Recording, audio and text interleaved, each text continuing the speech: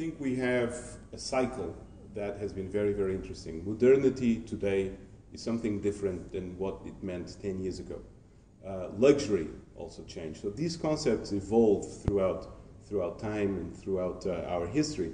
And if you think of today, modernity is about sustainability. Modernity is about creating things, creating products, creating applications, even delivering services that are as much as possible connected with the origin, connected with the provenance. This is important in the world of wine. That's why terroir, it's terroir, but it's also more and more important in other industries. So I think we are enjoying a renaissance, if you will, of cork. It's a true renaissance, but one thing that a lot of people don't know, when you think about modernity in architecture, for example, you go back to the 1920s, and Frank Lloyd Wright was using cork in the United States.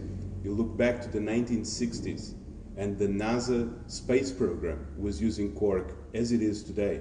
So I think you're looking at, cork was always in the forefront of modernity, and today we have shoes by huge designer names, very, very well-known names.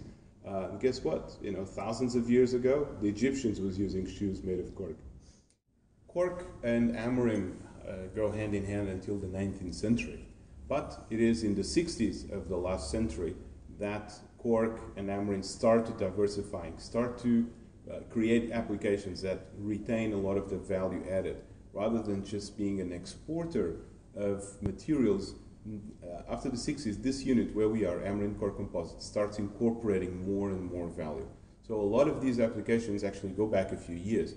And this tradition of innovation, and it's not a contradiction, tradition and innovation can go hand in hand.